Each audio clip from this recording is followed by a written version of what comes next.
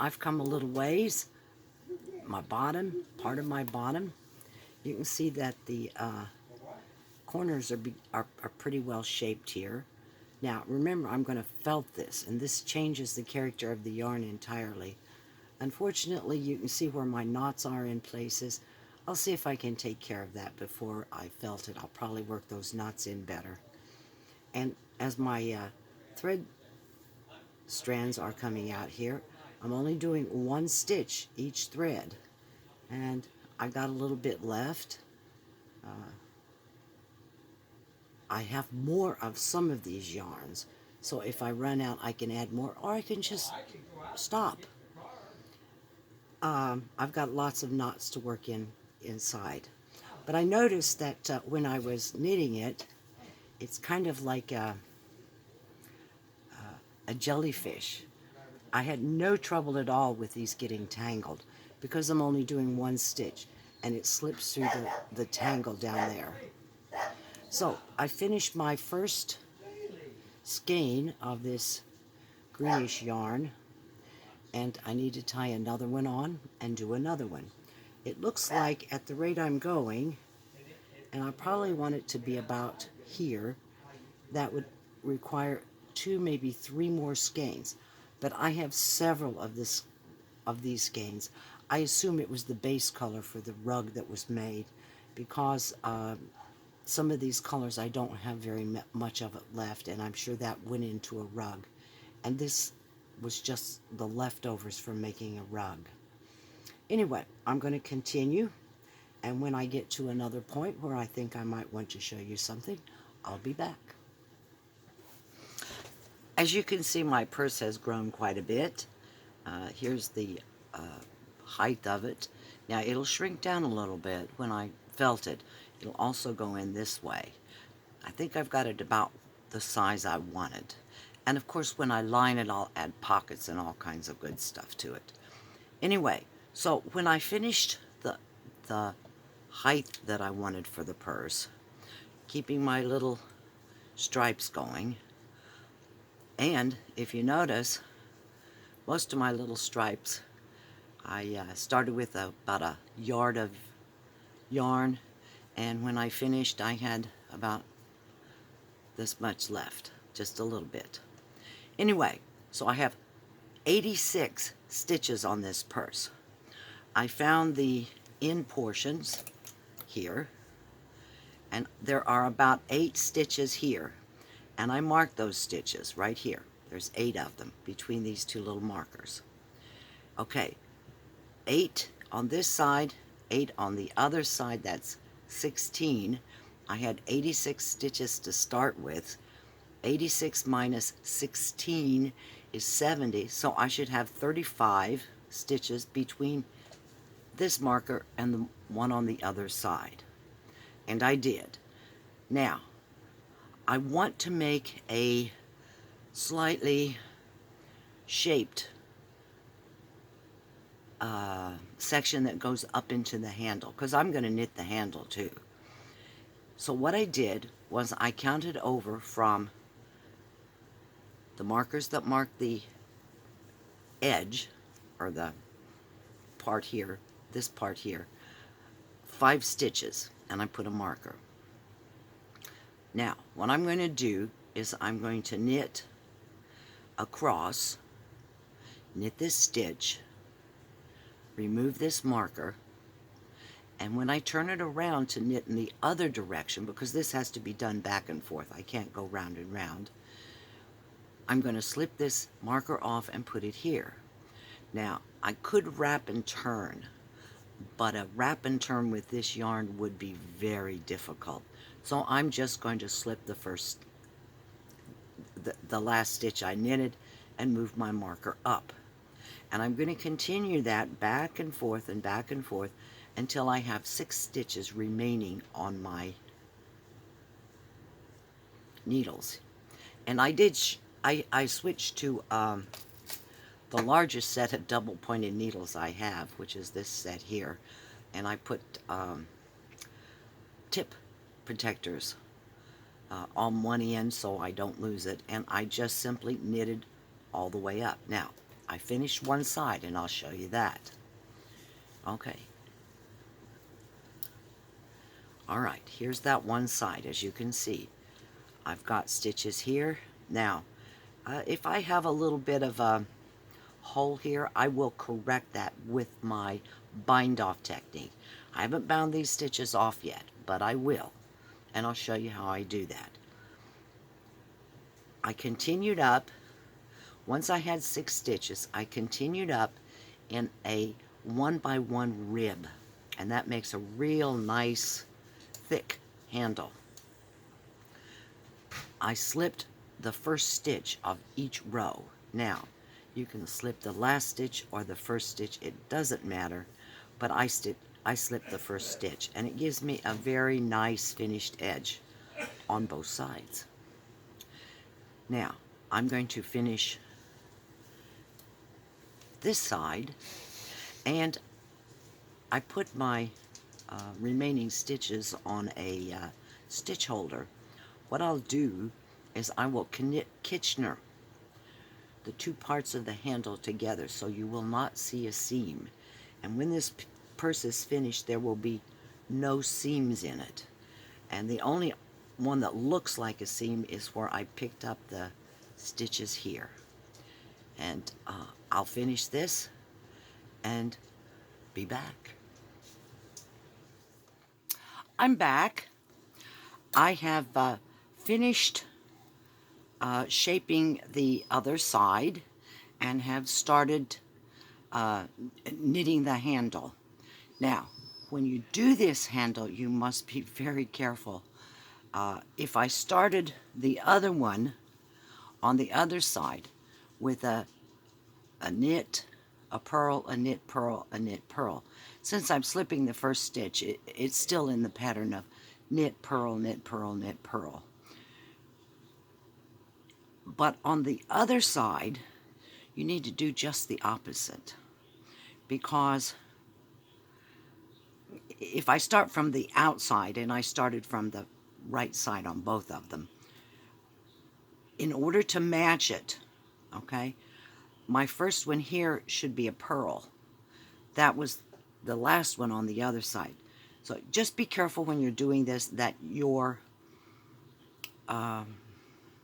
handles, when they meet in the middle, will be the same pattern. I don't know if you can see it too well.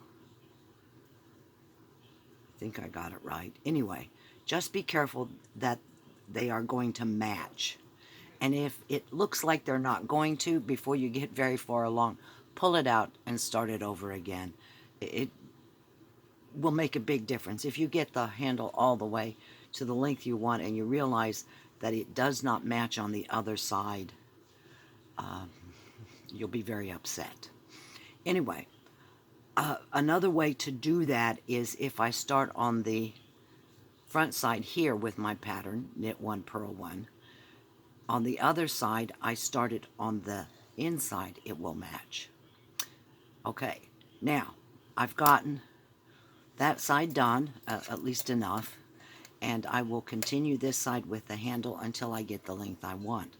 But I found that deciding on the length was going to be difficult because I got all of this knitting needles and everything else in the way. So I said, let me bind off those stitches that are on my circular needle so that the only thing I have is my handle to worry about. My favorite bind off for something like this is a simple one. It's a knitted bind off. Oh, and I'm just using a contrasting yarn. I thought it would be pretty. Is you knit 1, and then you slip the 2 stitches to the other needle. You don't even have to slip them off though, and knit 2 together. Knit 1, slip it through both stitches that are on your knitting needle, and continue in that way, knitting 1 and knitting 2 together. Now, as you can see, I'm a lefty, but this works just fine the other way too. Anyway, when you finish that, you will find that you get kind of a rather clumsy looking I'm going to drop that there for a second. Rather clumsy looking. And you can see the holes there where I had my, what I'm going to say, where I had my wrap and turns. Okay, to cover that and also to make this a little bit sturdier. Now remember, we're going to put a zipper here, and we're going to attach a lining at the top, and we need a little bit of heft to do that. We don't want to attach it to some very thin fabric. So what I did was I took another contrasting yarn, and with my crochet hook, I simply did a chain. I hope you know how to do that. And I put a chain over every stitch. Pull a loop and do this very loosely because you don't want to make it too tight. And then go to the next stitch. And the next stitch. Now, this does two things. It counteracts the roll because this has a tendency to roll because it's stockinette. And it also defines that section. Now, when I put my zipper on, I will probably sew it about right here. And that will give me something to line up my zipper with, and hopefully it will work out fine.